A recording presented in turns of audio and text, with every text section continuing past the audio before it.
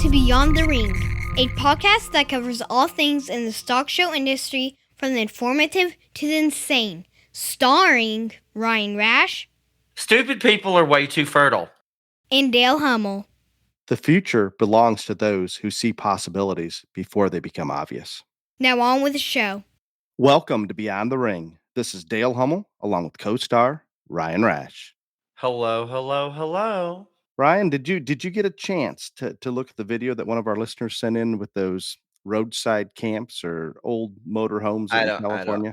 I don't listen. I don't get any of those things. No, Clifton texted this to us. Yeah, no, I in the didn't. group I text. didn't get time, so sorry. Oh, it was exactly what I was talking about. Just rows, and literally right alongside a major highway, just rows of basically motor homes or little vans or whatever it is. And that they interviewed these people, and they said one of them had been living there for 5 years. 5 years. I'm totally confused in these things. That's all I have on it.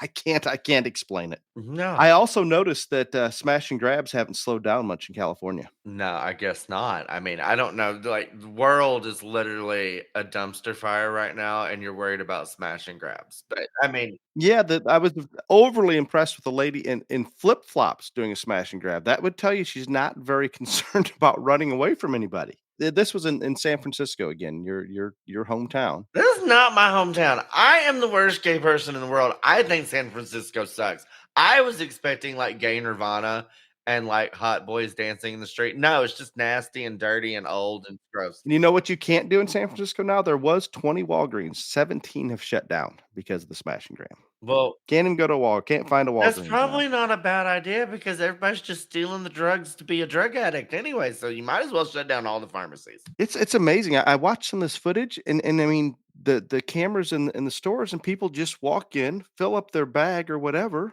and walk out. There's no covering their face. They're not worried about their identity. They're in flip flops. I'm totally confused. Why are you hating on people that wear flip flops? What does that have You to do with you anything? can't wear flip flops when you're trying to smash and grab, and you may have to run away. People That tell is me the I problem. can't wear flip flops while dragging around 1,200, 1,400 pound animals, but I do all the time. No, so, I think that's a terrible idea. well, Terrible I ain't idea. lost no toes yet. Well, there's something. There's lots of issues as you brought out, but we should probably announce that we are going to release a Beyond the Circus early next week. Would that be accurate? That's the plan. Yes. Yep. That's the plan. So we will maybe not cover in detail all of the shit show that's going on, but there is something that I have not heard anybody talk about yet, and I'm absolutely positive it's happening. I'm sure somebody somewhere is talking about it, and I've just missed it. Ryan, I am confident there will be a food shortage. Period. Huh? In the near future, a food shortage. Think about all the issues we're having with getting fertilizer, getting anhydrous, getting insecticides, herbicides, the supply chain issues, what's going on in Shanghai, Russia, and Ukraine, grain production. We are in a situation where that was such a fragile environment to feed the world. And all of a sudden, we throw all of these different situations at this scenario. It's not going to work, and nobody's talking about it from a standpoint or to my knowledge doing anything. When I think about the CRP ground that you are paid to put into pasture, not in production in the United States, that grain farmers or producers, or I'm assuming other cotton, other producers are paid by the government not to produce certain amounts to keep the supply and demand in check and prices in a decent range. We should put every bit of ground that we have right now, allow that to go into production to try to ward off some of these things. But just like the sanctions that we placed on Russia, we do these things too late because nobody's forward thinking about any of this. And when we think about, okay, now we've got to fire up our energy production, oil production. Well, Biden throws a few little things that, yeah, well, we're going to open this lease or that lease. Far, far too little too late. And I think we're going to be in the same situation. But I'm not going any further into it. I can talk about this in great detail on Beyond the Ring. We'll have you all panicking, going out and buying food. Maybe not to that extreme, but there is going to be an issue. And you just came up with this by yourself. Well, I don't know if that's by myself. I've discussed this with several people, and that I consider very intelligent. Will look at the bigger picture, and yeah, there's no way to avoid it. Does that mean that you and I are going to be starving here in the United States? I think the U.S. will be the last impacted. I'll just buy from China. No, you will not. You've done enough of that. I believe 3 iPhones, correct? Yeah, Dell was so I had the most fun because my mother and I went and bought iPhones, and I have 2, and Sheree has 1, and I was just relishing in the fact that I was buying iPhones and Dale was flipping out. It was great, but it was a terrible experience in other ways because I will never go to an Apple store with my mother ever again, and this is not current events, but it needs to be said.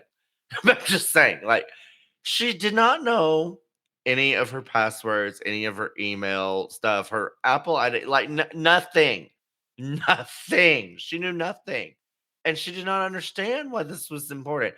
I had 2 brand new iPhone 13 Pro Maxes up, working, and downloading all my apps before we could even like get her a phone purchase because she didn't know. It was terrible. Terrible. I do not know my Apple password. I'm sure that it's linked to my phone password. How do you ever get a new phone? It's a challenge sometimes. I don't know. Oh, I don't know how it ever works, but I have issues with my Apple.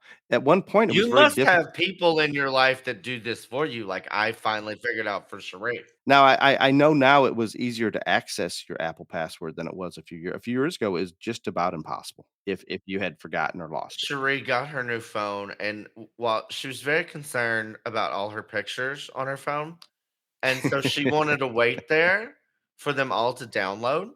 And like as she's looking to make sure, like she can't even tell if all her pictures are done. She's showing the Apple salesperson pictures and telling stories. I wanted to shoot myself. Like Well, it maybe they were interested. they were not. I assure you, they were not. This lady asked me what pronouns I preferred, and thank God Cherie did not know what that meant, or she would have we would have had to have a new sales representative That would because have been she the would have flipped best. out. That would have been the best. Anyhow, so we're just not gonna have current events because you Well, want to be on what the was your segment. answer to what pronoun you prefer? I told her she could call me anything in the hell she wanted to. That would be my assumption. I do have a couple little things that I don't know that we would put on Beyond the Circus, but Sony Pictures. I had some good news this morning. We're gonna go positive here a little bit. Why? Well, this is good. The new Spider-Man movie, or at least I think it's good. The new Spider-Man movie, I noticed had been, I guess, condemned by the Communist Chinese Party or censored, where they were supposed to take out the Statue of Liberty before China would release it to the public. And Sony stood up and said that we are not doing that, and they lost the Chinese market out of principle that they were not taking the Statue of Liberty out of the Spider-Man film. So there is hope. There is hope that I think Sony was originally a Chinese owned company. Now it's public, but primarily China or not Chinese, Japanese owned. So I can see that. I don't think Japan's probably a big fan of China, and I appreciate that a corporation, unlike so many, are standing up for some principle here and not catering to those Chinese dollars. Maybe you should try that. You are just the weirdest little man in the history of the world. Did you know Starlink, Mr. Musk, or Elon is going to come out with a cell phone? And once that comes out, I would like a commitment from you. You will ditch the Chinese iPhone and get you a Starlink phone. I don't know. I'll have to look into it. I do not buy anything from China other than Apple products. That's it. I am not going back to the flip phone days just because you have a problem with China. I If Starlink comes out with a phone that is compatible or better, you wouldn't have a problem with that. I would not have a problem at all. Excellent. I Excellent, like excellent, Elon for the excellent. most part, other than the fact he's a very unattractive man. But the rest of Elon, I like. So yes, I did hear Twitter, he had made the announcement. Remember, we were trying to figure out why he's doing this. I think in the back of his mind, he believes it's a break even at worst and may make money. He talked about taking the if he buys it and puts it on the path he would like, turning it over and making it public in 3 years. So we're a public it's gonna go public, private, back to public, which in theory, he could make some money on. I'm not sure that he will, but but if it goes back to public, then there's free speech is screwed again. But anyway, I don't care. We I get would into hope. that later. I think he wants to set a path and show an example that he can increase usership and all these things, allowing free speech and not playing with the algorithms and beating up on the conservatives. I think he wants to prove that it can be a better platform in 3 years, with hope that when it goes public that it will stay that way. But again, that does not that we're making a lot of assumptions here. Anyway, I have new news that you won't want to talk about on Beyond the Circus. So anyway, do you know who Dave Chappelle is? I do not. Okay, so he's a comedian, Yes, I and apologize. I don't know who he is. I saw that on the news this morning. so dude just like walks up on stage in a taxi with a deadly weapon last night. This is and like, I mean, he didn't die or whatever. They both got injured, but and I'm going to say this, and I said this before, that Will Smith bullshit, whether y'all thought it was a hoax or it was real or whatever, this is going to happen more because this is going to happen more.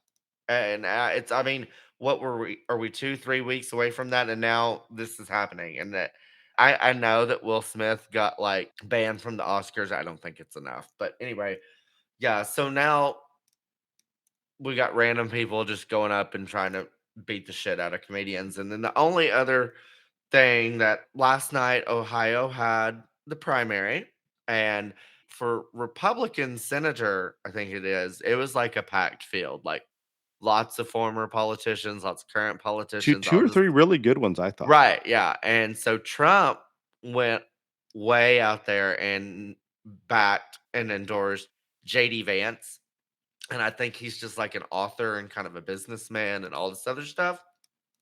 Guess who won? JD Vance. Yeah, for like as many, he got like 33% of the vote, but I think there was like over 10 people in the deal. So like he won by a lot. And before Trump endorsed him, nothing.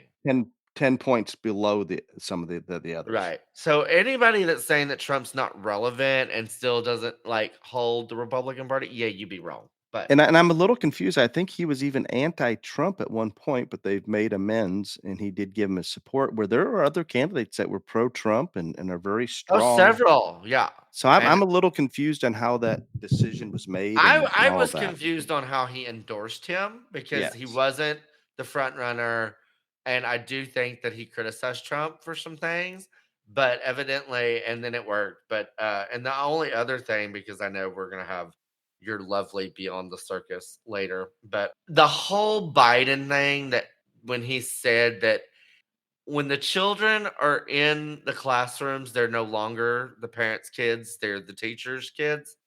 What? Anyway, I'm gonna It's try not to amazing. cuss. I'm gonna try And not to I cuss. don't think that was a gaffe. I think that was No, that was intentional. no, and they're not backing down from it either. They're not. They're just not. They're not. They're not. They're Amazing. not. You know what I would like to well, we do have some And we guests on are gonna today. talk about all the Supreme Court things and many other Oh, we things. are.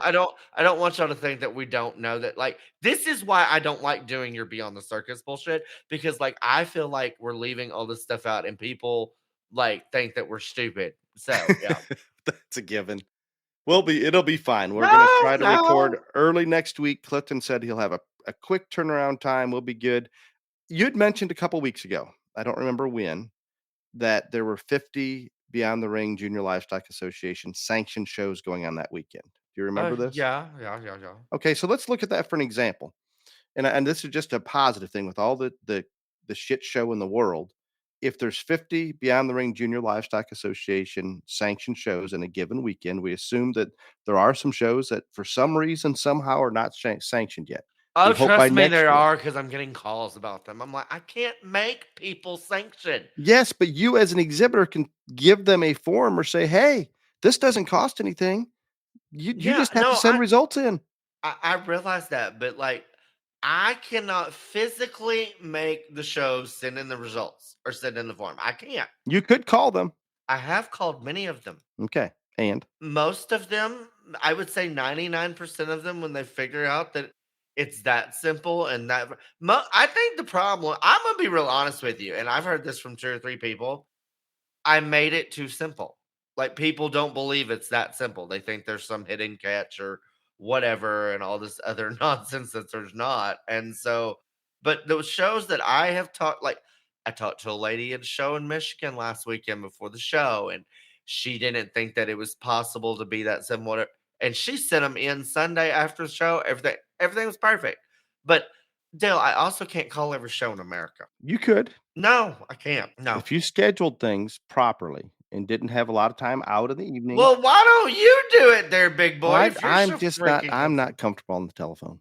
Oh, okay. Anyway, move on. What was the point of your Okay, the point is, and I don't know how large these shows were, but on a given weekend, a jackpot show, including the family members and everybody that comes to the shows, there's probably between 100 and 500 people at most of these. That's just some maybe more than that, maybe some that are even less than 100. But just everybody that's there, either exhibitors, helping exhibitors, watching the show, whatever it may be. There's a lot of people that are out there on a weekend. So my rough calculations would put, and this is just guessing how many shows aren't sanctioned, which there's probably more than I want to think about, but there's at least 20 or 30,000 people on a given weekend right now, and we're just getting started here in the north on these jackpot shows. On a given weekend alone, 20 to 30,000 people that are involved in the junior livestock show ring. And this tells me the industry is strong and there's a lot of people benefiting from this stock show lifestyle. We never stop and think just how many people are going to be doing this on a weekend. I bet that 20 to 30,000 is a way low number, Ryan. I'm not doubting you there. But that's encouraging with all the crap that's going on in the world and everything that we're dealing with. This is good. This is really good that we can still continue an activity like this. That's the positive that I have for today. Well, that's nice. I'm excited to go to College Station this weekend. Oh, yeah. Do I get to hang out with Cherie and Daddy You James? can hang out with whoever you want to of that clan. I will not be. I will be hiding from them. But yeah. Anyway. So are we done with current events? Even though I feel like we've talked about nothing. We'll record the Beyond the Circus early next week, so look for that coming out at drop. I don't know when it'll drop, but it will drop sooner than later. So I promised people last week that I would start over the top tens because when I started this, I just started like random and I didn't think it was going to turn into a thing. And so now I need to feel organized and correct. And so it's May. So we're starting all over and we're going to go like all around and then the four species and then we'll go in the age divisions and whatever. But yeah, so like now I have a plan on how to do this because I had no idea this was gonna be that big a thing the first time I did it, and now, like, I have people requesting that I read off certain things so their kids can hear their name, which I think is very cool. But so as of now in the BTRJLA, and Dale's all worried about his damn Beyond the Circus podcast. We're also gonna have an additional BTRJLA podcast that won't be released as quickly as Dale's Beyond the Circus because he pays for this shit. So his gets preference. It's 1st of May. We're a third way through the year. We're just going to talk about some things, explain some things, and give everybody a quick update. So, yeah, that will be coming out too. But top 10 all around as of today with 560 points. And I don't know if she's going to get caught. I'll be real honest with you. The winner right now is Piper Liska from Yuma, Arizona. In second is Jack Witter of Bath, Indiana. Third is Claire Murrieta of Stanfield, Arizona. Fourth is Cole Van Meter of Monon, Indiana. I know I said the boy's name right because I know that young man. He's a cool kid. I don't know if I said Monon right or not. Next is Dallas Ritchie of LaPorte, Indiana. Paisley Carlson of Orland, California. Hunter Stevens of Levine, Arizona. Reagan Rogers of Gilbert, Arizona. Ninth is Catherine Hesh of Queens Creek, Arizona. And 10th is Bella Herrera of Woodland, California. So That's a pretty good spread, Ryan. not really. It's all Indiana and Arizona, pretty much. You got a Californian. Did you not get a Texan in there? 2 Californians and the rest are Indiana and Arizona. I assumed obviously just more shows going on in those. I mean, Indiana's just getting fired up. Arizona had so many shows early, and Indiana those are all cattle kids, actually. The Indiana kids and the Indiana Junior Beef Cattlemen's Association sanctioned all their shows with us, and they've been going since like the first of the year. I mean, not and so yeah. It's interesting. Those dynamics will change. Now, obviously, I know some. You're just happy nobody from Texas and Oklahoma's in it, so I know. No, that's. I guess I would think that there would probably be some from there, and I think you'll We see haven't more. even started showing in Texas and Oklahoma. Like, I'm serious. Like, we had the majors, but we haven't even started showing. And your county fair is pretty much year round.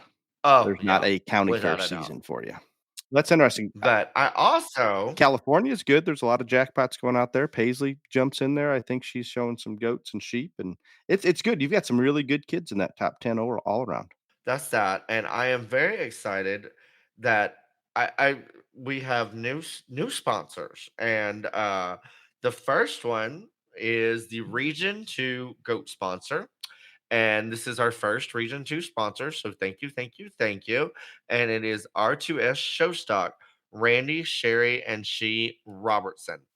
R2S Showstock is a show brand that was developed in 2009 by the Robertson family. The brand represents the family interest in the show industry as well as their breeding and selling of their livestock. They've been involved in many different facets of it, from pygmy goats to lambs to boar goats. They are located in Elkhart, Kansas, and they reside there today.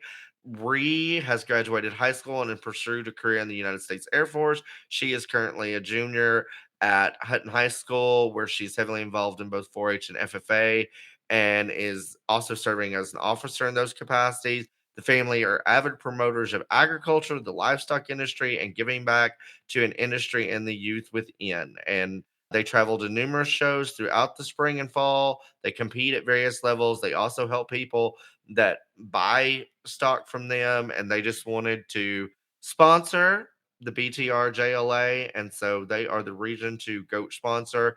And we are very, very appreciative of R2S Showstock and the Robertson family. Thank you very much. Greatly appreciated. Today, Ryan, it's a rare day. What? We have guests. Oh, we do have guests. Yes, you're That correct. means we planned in more than 24 hours in advance. That's pretty good. Well, not kinda. We tried, and again, like getting everybody on here was like almost a natural, an act of God. But I mean, we got it done. So there you go. Just we ran a little late this morning getting everybody on, including myself. I was able to hear everyone. You Me and can Clifton were fine. I don't know what was wrong with you, Kalli and Ashton, but me and Clifton were fine. Exactly. Well, we brought on 2 guests, and I'm gonna introduce those guests, and then we'll go into the topic area that we're gonna discuss today, and I think it'll be really educational. I think it'll be good. First guest is Kalli Ellis. She is the International and Texas Sales Associate for ReproLogix. We also have Ashten Kemme, ReproLogix Scheduling Coordinator and Client Services Rep. And with that said, you probably have an idea what we're going to talk about today, but for the most part, Quantum physics. quantum physics and how it relates to the fundamentals of embryo transfer in livestock. Oh, And this is good. There's so much going on in the progression of efficiencies in embryo transfer and the advancements and all of these things. But sometimes I think we have a good number of our listeners out there that obviously are very advanced and understand it inside and out, and others have heard about it but really may not know that much about it or what the advantages and disadvantages and all everything embryo transfer we're kind of going to go into today. And with that, I'd like to welcome Kalli and Ashten to Beyond the Ring, and we're excited to have you. Hello, I'm happy to be here.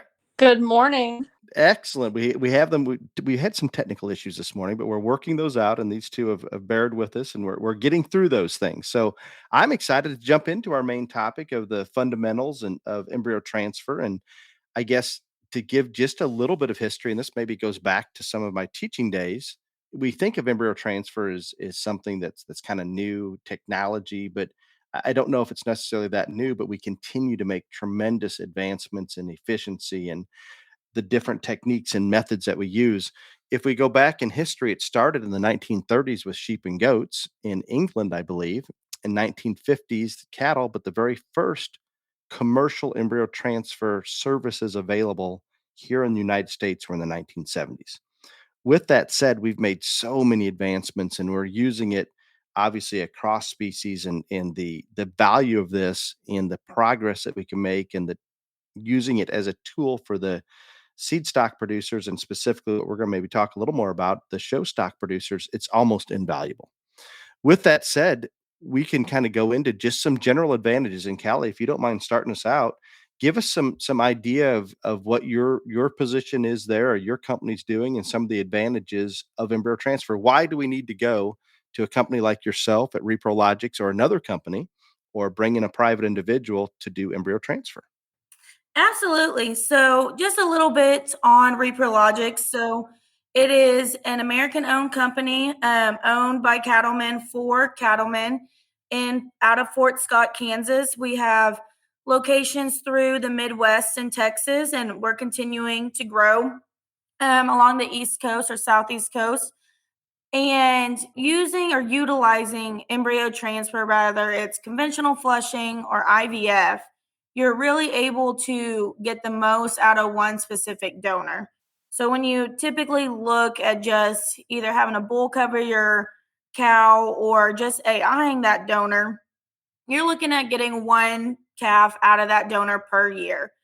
Utilizing any type of advanced reproductive technologies, you can greatly increase that number of calves and increase the production of your herd and advance it at a much quicker rate than compared to having to buy maybe lots of donors or high end donors to get nice calves, when you can really utilize one donor and grow from just that one donor specifically.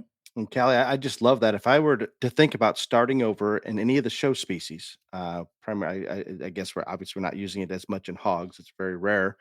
But if we're going into the sheep, cattle, or goats, it would be so simple for me to go out there and focus, or anybody, I should say, to focus on purchasing those one or two elite females, possibly even proven females, that you could almost build an entire maternal base, your foundation, by utilizing embryo transfer and have such a consistent set that you know what direction to go, you know how to breed them, all those things. So it's huge if we put some forethought into just how can we utilize it.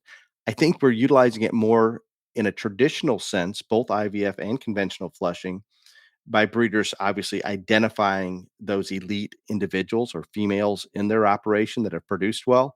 And just as you said, Callie, we can generate far more offspring via embryo transfer, whether it's conventional or IVF, per year out of that individual versus that one calf. And that makes a absolute huge difference. So it's definitely playing a role. I can't think of a lot of people in the show stock industry that have not considered it or used it at one time, and many are using it very effectively. And it's a crucial part of what they're doing, particularly in the cattle, I would say, as well in the goats. Not as many numbers in terms of embryos on the sheep side, but still being used. So it's there. Ashton, can you come in and give us just some differences? We talk about IVF, we talk about conventional flushing. I'm not sure all of our listeners know the difference between the two, and maybe why we should go one direction or the other. Yeah. So on the conventional flush side of things, and we'll just talk on the cattle side just to make it a little bit easier. For a conventional flush, you can flush about every 60 days. With that, your conception rates will be a little bit higher in comparison to IVF. And on average, you'll get around 6 to 7 embryos in a flush. It is a little bit cheaper route to go. Typically, I tell people that if you've got a donor that she's working well with a conventional flush and you're okay with getting those embryos every 60 days and keeping her open, keep going with it. It's a great option to have. I think for a while there, it was kind of a dying thing, so to say, when IVF came out and got real hot. But it is still a very viable option for a lot of producers, especially on a smaller scale. The benefits of IVF: you can do those donors while they're pregnant. We do have a window, roughly 30 to 100 days, where you can get those donors bred to keep them in their production and be able to collect oocytes and send those off to a lab to be grown into embryos. With that, the semen options are a lot wider when it comes to IVF. So if you get into real expensive or rare semen, we can actually make one unit go across multiple donors in some cases, where on a conventional flush, you're looking at 2 to 4 units per donor to flush. So that's a huge option for some people. I know First Class was a bull that came to mind whenever I think of this. And I remember doing some fertilizations with him where we actually used 10 to 12 donors for one unit of that semen. And that was back when it was, anywhere from $10,000 to $20,000 per unit. So that's huge.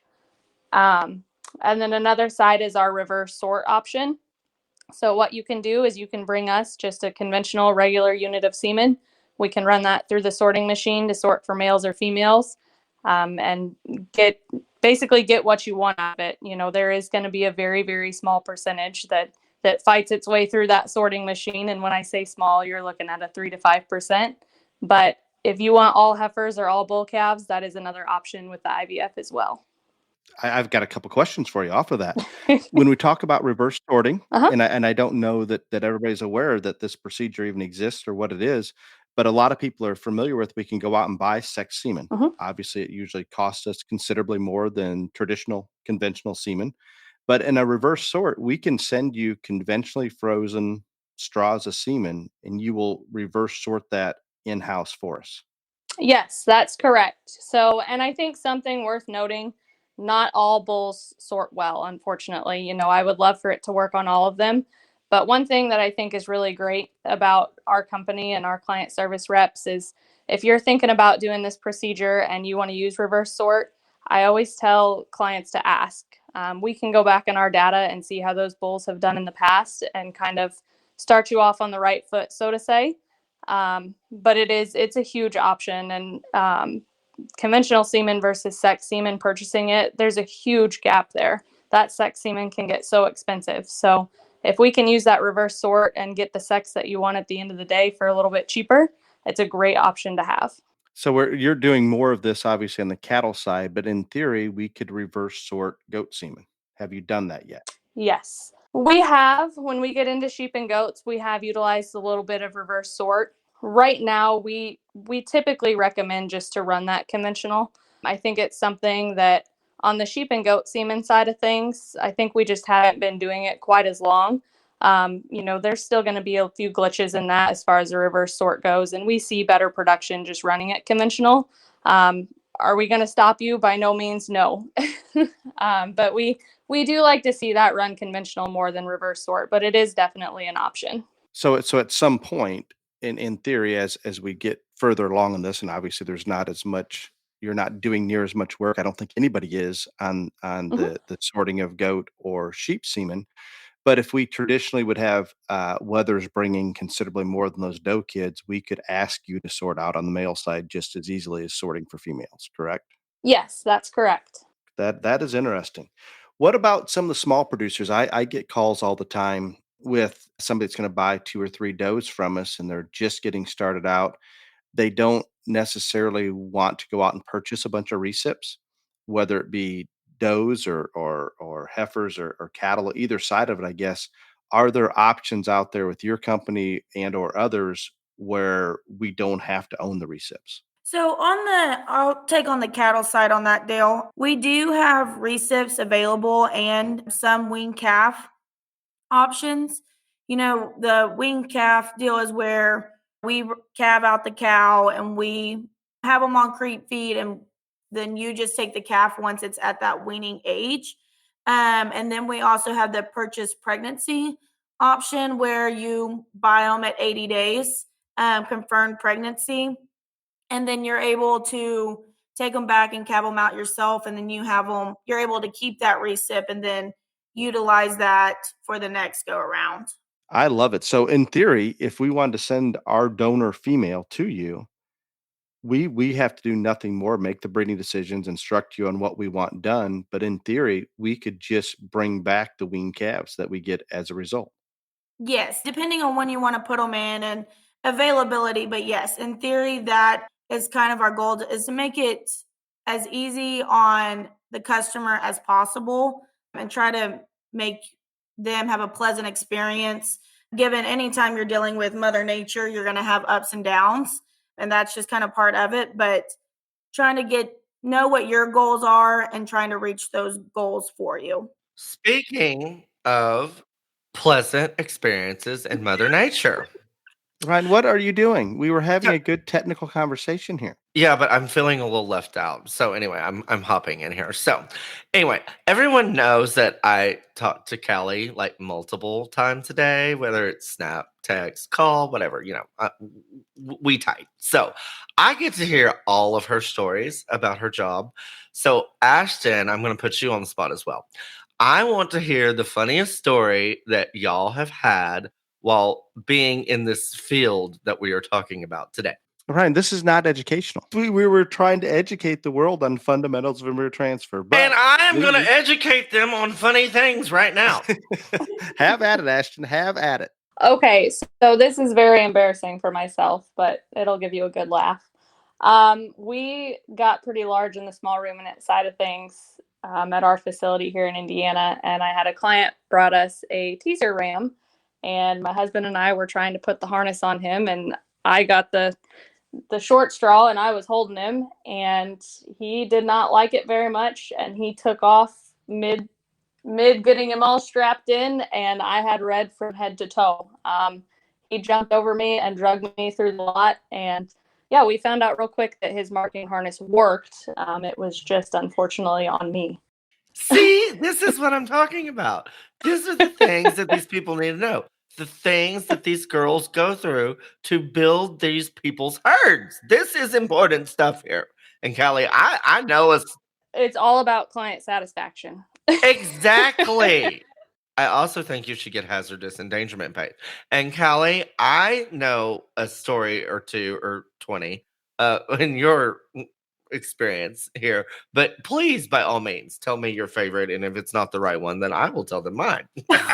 Oh no, that's could be scary. Well, so I guess a recent one. If any of y'all know me, I don't get scared very easily, and I'm always like, I'll go, let's do it. Really adventurous.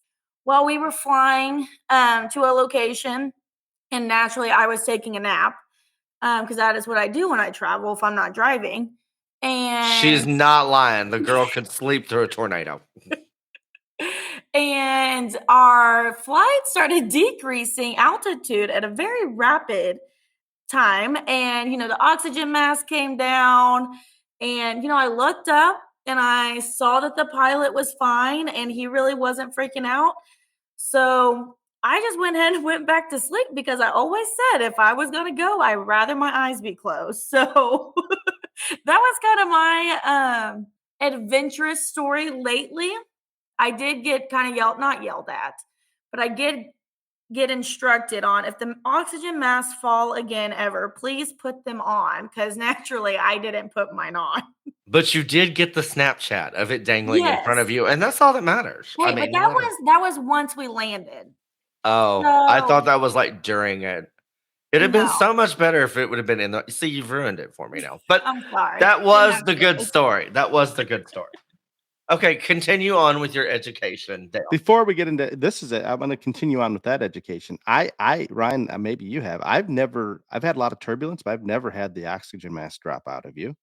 When I went to Hawaii as a very small child with my parents, we were coming back, and it's a long flight, and we lost an engine, but they did not the mask did not drop, but they did tell us that if they thought that at some point it was going to be bad, and so they came over there and went all through it. But thankfully the one engine got us across the ocean and no mass drop. But no, I have been on a plane when I flew from my junior nationals to a jackpot show in Texas, and we dusted crops on the way in, and I think it was a very, very tiny plane. I was the only passenger other than the pilot, who I also think might have been drunk. But anyway, we were on one wheel on the landing. It was I've had some, but no, the oxygen mask have never dropped. So.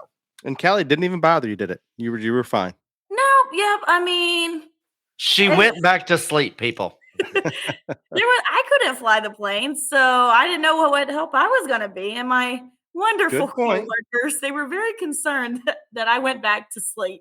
They're like, "How did you do that?" I'm like, "Well, just kind of closed my eyes." Good point. Okay, I'll take us back to the educational side. So, and Ashten, Kalli, whoever wants to jump in on this one, and maybe we hit on it a little bit, but what about a situation? I'm gonna talk about our goat operation a little bit and make a reference and a problem that we come into when we conventionally flush goats. It's surgical. There are non-surgical methods, but we're using primarily surgical methods, and we run into a lot of issues with adhesions where the uterus will attach itself to fat or the body wall, whatever it may be. And once we get adhesions in there, it becomes increasingly more difficult to harvest embryos. If we get a situation where we've still got a doe, or I guess we could say a cow, that's reproductively functioning, the reproductive system is functional, but we can't get to them for whatever reason, or we're having issues. Let's say she's not producing conventionally, she's too old, she's maybe has too many adhesions on the goat side or even on the cattle side. Are there situations where we may not be able to conventionally flush that we could go in an IVF to get offspring out of that individual? Absolutely. On the cattle side, so we personally have, a couple of donors that don't conventional flush anymore, but we are still able to go in with IVF and get 5 to 6 embryos out of those donors, which really becomes valuable because those donors are getting older. And so rather if we put them in fresh or freeze them, we know we kind of have a backup plan if anything were to ever happen to those donors, with them kind of being the backbone and the foundation of our personal herd. Excellent. No, that makes sense. And we're in a situation where we have these donors that are very valuable, but we can no longer conventionally flush. So we're trying to get a natural kid a year, and obviously that doesn't progress us as quickly as we can. So as the IVF progresses on the goat side, we're going to continue, and we've done a little bit of that work here, but we're going to continue to look at those options. And I think that's important. Let's look at the bigger picture on just embryo transfer and getting good results. Ashton, can you tell us a little bit about the management of the donors and or recips going into and post flush? Yeah, so I think that sometimes the recips kind of getting forgotten about, so to say, a little bit whenever it comes to breeding time and flush time and the preparation for that. We want to focus on the donor, obviously. She's the foundation of our herd. She's the one giving us those embryos or oocytes. We're going to put some more focus on her. But at the end of the day, I think that your recips are just as important, sometimes, if not more important. They're going to be the ones that are going to have to carry those embryos and have those expensive calves for you. We need to put as much time into those as we do our donors. And I think the big thing is just leading up to the procedures, whether that's the collections or the transfers themselves, just making sure the donors and the recips are on an increasing plane of nutrition. When it comes to your vaccinations, make sure that all of that is done at least 30 days prior to those collections or transfers. The last thing you want to be doing is running a donor or recip through 2 days a week before the collection and giving her annual shots. It's never a good idea to be doing that. A good mineral program is always something to have. That's more based on where you're at in the country. I always recommend talking to a nutritionist or a local rep to get you on the best program there. But like I said, I think the donor and the recips are equally as important, and we've got to put as much focus into one as we do the other.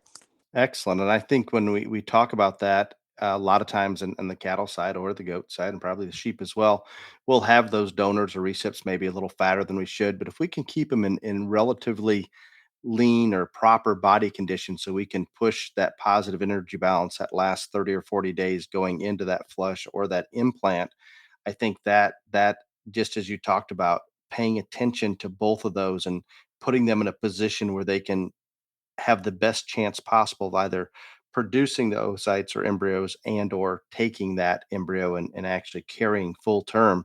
We need to look at that. There's a lot of focus that goes on, well, just how many eggs or how many embryos or how many oocytes can we harvest, but that's just one piece of the picture. It's an easy one to measure, and all the others have so many external factors, environmental factors that come into play, whether that recip carries full term or not. And there's so many things we can put it on. It's interesting that sometimes we lose focus, that it's all encompassing. And I'm very big. We can't leave room for error anywhere. And even with that implemented and doing everything we can, we're still going to have good days and bad days in this embryo program. And it's kind of a feast or famine sometimes, whether it works. And I'm sure you guys see that all the time when you have a client that comes in and they hit a home run on their first two experiences with you, and all of a sudden the third experience wasn't quite as good, and we did everything exactly the same. How do you explain that? I think there are so many side factors whenever we get into this. Sometimes it is hard to pinpoint. We always do our best to have an answer, to give some reasoning behind that. But I know, unfortunately, we don't have that all the time.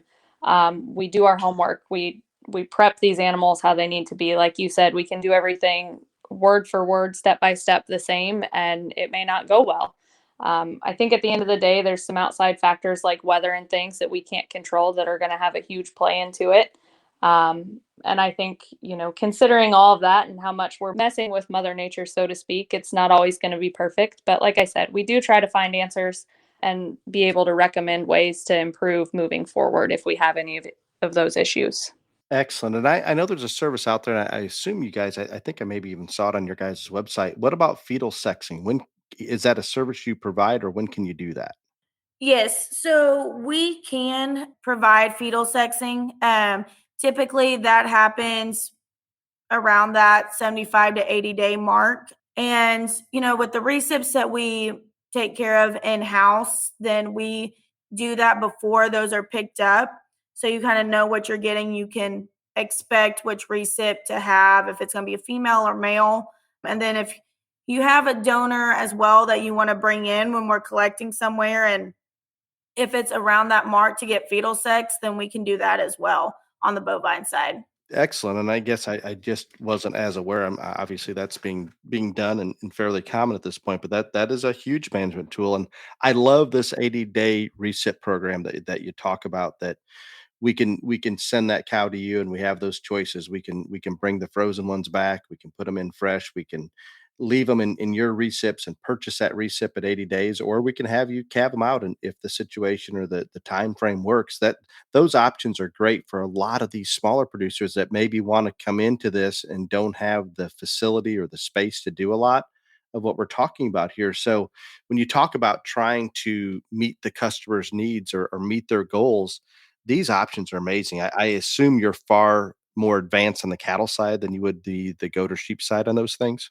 We do offer a 50-day recip program on the sheep and goat side of things. Obviously, we're not fetal sexing those, but we do a fetal count, but kind of the same process. We put those embryos into our recips, and at 50 days, we'll confirm a pregnancy, and you get to take those girls home with you. That is awesome. There's so many people that contact me that want those kind of services, and I don't know that the average person out there realizes that, hey, you can purchase a heifer, a cow, a doe, a ewe, whatever, and you don't have to go out and purchase that recip base, and it's huge. We run, I don't know, close to 800 recips here, and we're only going to use a portion of those, or I wish we could get more of them to kit each year, but we're running a lot of extras that we will never get a kit out of. And You being have able to take that 800 out. goat recips? We do at any given time, and I mean it'll fluctuate a little bit, but to flush the number of donors that we want to flush, and because of where conception rates are, and the number of live kids we need born, that's about where we need to be to accomplish what we want. And it's staggering how few of those, and that sounds terrible, but it's the real world, how few of those are actually gonna give live birth. Partially because the recips you bring in, I mean, good luck finding great recips, and that's a struggle, I think, in any species. But hopefully with Kalli and Ashten and ReproLogix, they're sourcing those and using recips that it's in their best interest to source the best ones they can, because if they don't take, they're not getting paid like you would want for that recip at 80 days, or to calve or kid that one out. So yeah, there's a lot of there. It takes that load. If I didn't have to have recips here, I can justify spending a whole lot more money on those pregnant recips coming back, or in the cattle situation, just allowing you to calve them out and take them at weaning.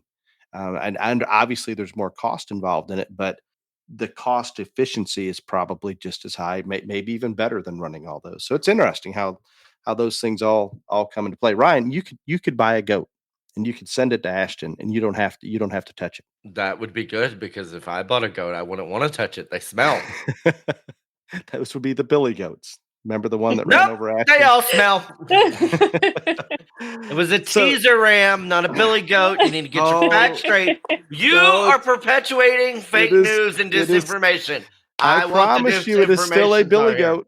It is still smells like a billy goat, still capable of producing billy goat stuff. It's Stop. bad. I can smell it now. Anyway, so I have a Uh, question before Dale does something else.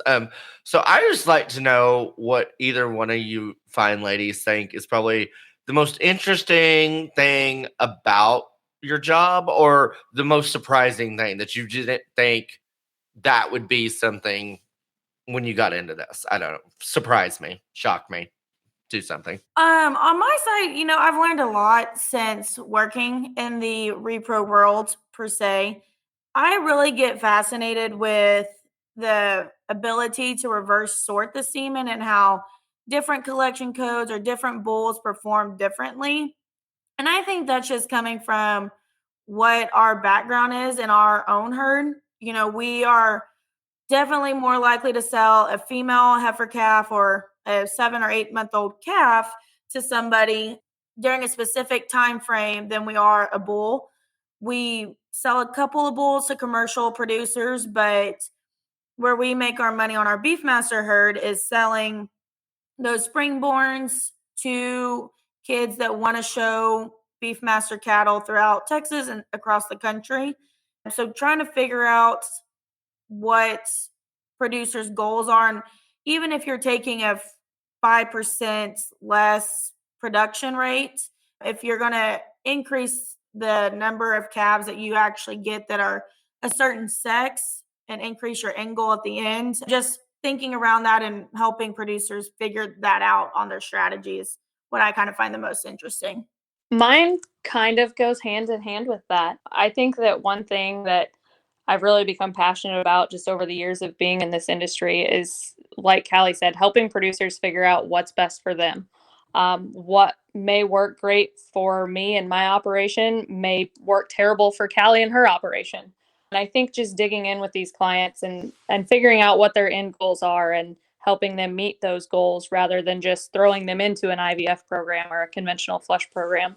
I think it's a big part of our job, and I honestly enjoy it quite a bit. There's easy conversations, there's hard conversations, but we take them as we get them. And I think it's something that we work very hard to help producers meet their individual goals and not just lump them in with everybody else. Excellent. Or do you guys, as we kind of wrap things up a little bit here, we've gone over a lot of different information. Are there any suggestions you'd have for our listeners that are thinking about starting up a ET program or possibly just improving the outcome of their program they're in right now? Are there anything that you would like to share that maybe we've missed so far? Don't have 800 goat recips. That would be mine. But go ahead, carry on. Like I said at the beginning, when you're messing with Mother Nature, you never know what's going to happen. So I would, suggest anybody to not take shortcuts, to really figure out what works best for your donor, whether it's talking to one of your client service reps or somebody on the technician side, and really trying to get the most out of that donor. Really, overall, just don't take shortcuts and trust people that you can trust. And I'm going to say, don't turn to Google. I think that that is one of the hardest things sometimes, is when a new potential client comes to us and says, well, I read on the internet this, that, or the other. And talk to local producers, talk to people that you trust, talk to our representatives. If you're not working with ReproLogix, talk to whoever that may be, but get their thoughts on it before just diving in, and help you better understand truly what you're getting into, and what your expectations should be before you start the process. Because if expectations aren't met, but they were something that was unrealistic to begin with, we start off on a bad foot, and we want to start on a good foot with everybody that we enter into business with. So that is my advice. Google can be your best friend or your worst enemy. I love that. And Kalli and Ashten, I thank you for coming on and putting up with all of our technical difficulties. And this reminds Ryan and I why we're not organized enough to have guests on. But you guys weathered through it, and we greatly, greatly appreciate it. So with that, thank you so much.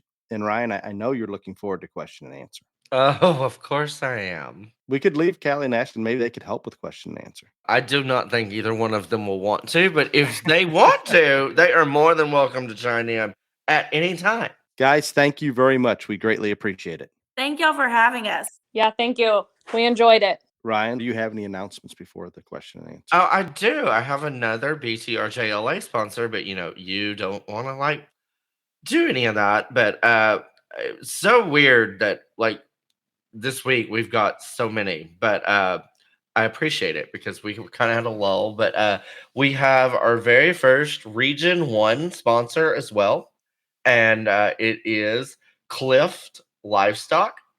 And so Carrie and Bridget Clift and their 19-year-old daughter Cora raise registered Charolais cattle in Ellensburg, Washington.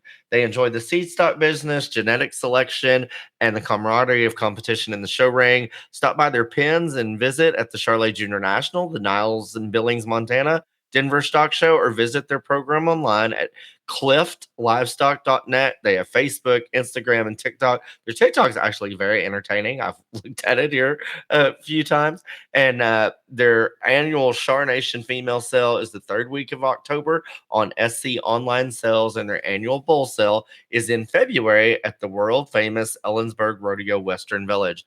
And we've been struggling to find donors in Region 1, and we are very grateful to Cliff Livestock for being the cattle sponsor in Region 1 for the BTR JLA. Excellent. Thank you very much. It is appreciated. And maybe our plea for Region 1s, maybe we'll get a sheep, a goat, or a hog. Well, maybe we'll get some by next week. Actually, we already have another one, and I don't have the information yet because it just happened this morning before the podcast. But Maddie Curley from California talked to me a little bit yesterday, and then this morning called, and she has agreed to be a sponsor. She's a cattle person, and the cattle was already taken. So she said, you know what? I don't care. Whatever is left over that you don't get sponsored for Region 1, put me on that species. So love it, love it, love it. We'll have more about her operation later when I have all the information, and we'll announce it on social media. But we still need 2 more in Region 1. Excellent. Okay, our first question requested to remain anonymous. This is going to be great. Well, no, it's not. I'm not sure why. It's not a bad one. Uh-huh. Listening to the podcast about judges, I don't know the answer, just had a thought. We are one of the only industries that has no requirements for our judges. Not sure that's the answer, having requirements, but I started thinking horse judges are carded for different breeds and disciplines. Even rabbit judges have to pass the test before judging shows. The other crazy part is we probably have more avenues for training judges. Maybe that's the difference. Although many judges didn't judge on a team, what are your thoughts? There have been different breeds, or at least in the cattle. In the full blood goats, you have to be certified, whatever. But there have been different breeds in the cattle that have done this, where to get on their approved judging list, you had to meet their specifications, stuff like that. I don't think that's probably the answer, in my opinion, because I don't think that the people out there judging, the vast majority of them, are unqualified or don't meet requirements. I think the problem is, as I said last week, I think that there are times that judges get asked to judge shows that maybe they're not ready for, and they go on and accept. And I also think that a lot of times judges get shows that they don't need to take for multiple reasons, that they're too close to the area, like judging a county fair 2 counties over, or they've got, like, most of the breeds, they use breeders to judge those open shows. And I've said it before and I'll say it again. And then people want to scream politics afterwards. Well, when you use a breeder that makes their livelihood in that breed, I'm not saying it's political, but there's going to be relationships and all kinds of other things that have been there forever that subconsciously are going to affect decision making, if not consciously.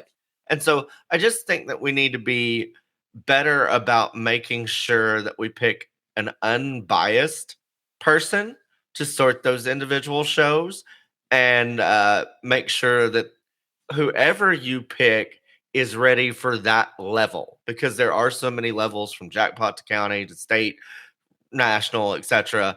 Make sure they're been tested and ready to judge at that level, because as you stated, Dale, once you get that opportunity at that level, you're going to get it again. So excellent. And I'm with you. I share some of the same feelings that you do, Ryan, on that. I don't know that a certifications required, and then who do you have it becomes very, very complicated, and I don't know that it really changes anything. May it sort out some that just flat are not qualified, maybe, but most of those that are out there, as this person that submitted the question stated, we do have a lot of avenues for training people, in terms of livestock judging, and just seeing differences in livestock and hopefully communicating through reasons, not necessarily saying we're training them to go out and judge a show, but there's plenty of people with enough knowledge and background to be able to do these things. It's just getting the right person at the right show.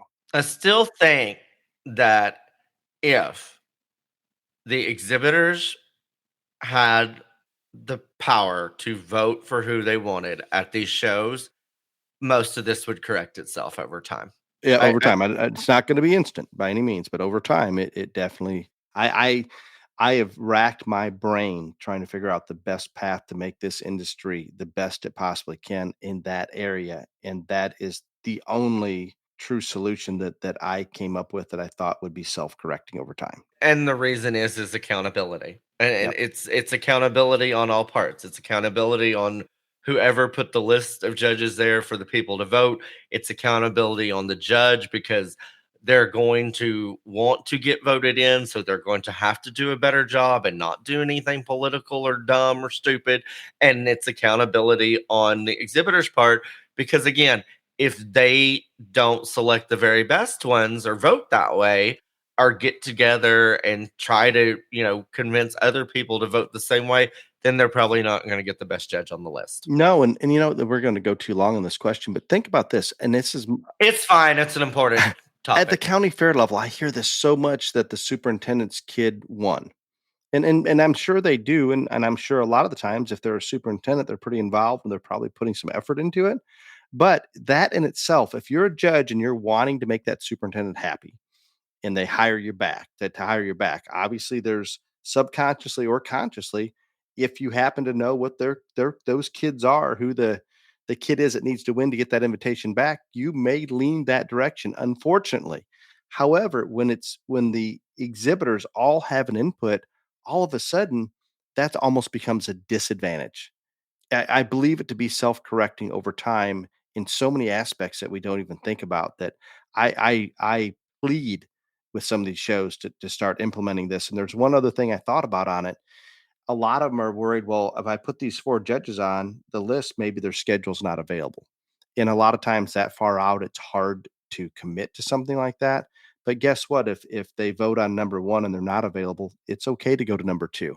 Or it's okay just go in order that they get the vote. Somebody's going to say yes. Yes. And I mean, if you're one of the big shows and want to call in advance on the bigger shows, I have a feeling those judges would at least leave that slot open. The bigger the show, people will cancel, rearrange, whatever. I don't think that's a problem. I think the thing is, on probably some of the smaller shows like jackpots or county fairs, that might be a problem. But here's the thing: put your list up there. This is how say our judge is XYZ. Now, he ended up 3rd, but we called A, B, C, and D, E, F, and they weren't available. So that's why XYZ gets to do it. Just be transparent about it when the top voted person can't be there. And I had several texts, Ryan, about so many people saying their county or their jackpot show or their state fair. Heck, here in Illinois, I think we hear the sheep judges. I think we get some of the pig judges fairly early, but on the goat side, it usually doesn't come out. And on the cattle side, it's held down pretty tight. And I'm going to reemphasize that when you hold back that judge, you're holding it back from the majority, where there's still people that found out, whether they know the person that's judging and they mentioned it to them or it leaked out somewhere else. Kind of like our Supreme Court, Ryan. There's some leaks here and there. So please. Oh, there's always a leak. Please, for the love of God, as soon as you get confirmation, put everybody on the same playing field and let them all know. There is no justifiable reason not to do that. And if you have a superintendent or somebody that tries to give you a justifiable reason, please send it in, because I don't think it exists. No, I'm done ranting. There you go. Next question. Nathan submits this one. He's okay with his name coming into play. Our county fair has always been a terminal hog show. Since COVID hit, due to processing issues, the show has not been terminal. Now that things are beginning to get back to normal, our local vet wants to go back to the way it was. I'm one of the only few breeders in our county. The show has recently added a homegrown class that seems to be popular with the breeders and kids. I personally prefer the non terminal option. It allows me to get gilts that I want to keep for breeding out to a show without sending them to slaughter. Our hog show is not super competitive. Maybe 20% of the hogs are actually show type hogs. So it seems there is not a lot of voices for both sides of the debate. Any thoughts or advice from Dale or Ryan would greatly be appreciated. Thanks. So basically, they don't want the show to be terminal. Is that what I'm? I think that's the case. A county Yeah, fair show that's right. not overly competitive. Yeah. I can tell you that there's advantages and disadvantages to both of this. I am a big fan, and especially for the ones, and not many do this in Texas, but the county fairs that allow you to show and compete, and they either have a premium sale where you get to keep the animal, or there's guaranteed money or anything like that. Because I think it's always a benefit if you can take your animal to your county fair and then take it on to another show. I think that's just obviously an advantage, especially for kids that can't put multiple animals on feed. A lot of times you have to decide, am I going to show at my county, or am I going to show at my state fair or somewhere else? And if the option is there just to make the county non-terminal, then I think that's something that you should, in my opinion, you should do. A lot of other people don't see it that way. I think it is, don't find much that's not beneficial about it, unless it is a problem with the buyers at the sale that they actually want that animal. Some keep it as a pet, some eat them, whatever. But I understand that part of it. But I'm all for county fairs not being terminal. And like he said, he could bring gilts and stuff like that. That if you don't have a breeding gilt show at your county fair, or a breeding show at your county fair, that's another option as well. But I'm a big fan of the non-terminal county fairs. I think most people would be just as happy with probably getting less money in the auction or premium sale, but getting to keep their animal and moving on to another show where they could try to get more funds as well. I think the more options for the exhibitors without extra financial burden is always good. See, you summed that up so well. So I'm with you on that, and I understand the sale plays a role, but maybe if you can opt out of selling your county, I mean, I'm sure that some shows the county sale auction is really good, others maybe not so much. But I am a huge proponent. It gives so much more authenticity, credibility, everything at the national shows. To me, the ones that are harvested and the carcasses are actually looked at or inspected to make sure that everything's on the same playing field. That to me, that the ones that at least the champion and reserve are the ones that get into the sale at the national level. There is a lot more prestige to those shows when it is terminal at that level to make sure all the checks and balances are in play. The last question comes from Sam. Thank you for all the great information. I absolutely love the podcast. That's good so far, wasn't it, Ryan? Yes, absolutely. It's easy. In one of the episodes, you discussed water and feed intake affecting each other. I do remember talking about, I think a couple times maybe we have. Is this happen across species? Yeah, I think water intake affects feed intake across all species. Absolutely. I mean, I don't think that's even. I mean, that's a definite. Yeah, no, Sam, there's no question. And a lot of times we talk about, we want to get more feed. We want to push feed. And just to reiterate it is simple. If we have them consuming as much water or as fresh of water that they're used to drinking, all of those things, we're putting ourselves in a better position to increase feed intake. We can certainly limit feed intake by limiting water, or a bucket of water that's not clean, or an automatic water that is got a little, like in the dairy industry, they talk about a little bit of shock coming through some of these water systems that they have to identify, because when they go off water a little bit, their milk production drops immediately. They know it. We don't know this as quickly in the other species because we don't have that unit of measurement, but there's no question we have to do everything we can if we're wanting to maximize feed intake to make sure that water is as available, I guess you could say palatable, as possible. That wraps it up for the day in question and answer. I hope you enjoyed Ashten and Kalli coming in to give us some insight on embryo transfer, and hopefully we made it basic enough yet informative enough for some of those that of you that are in the business. But until next week, please be safe. Y'all come back now, you hear?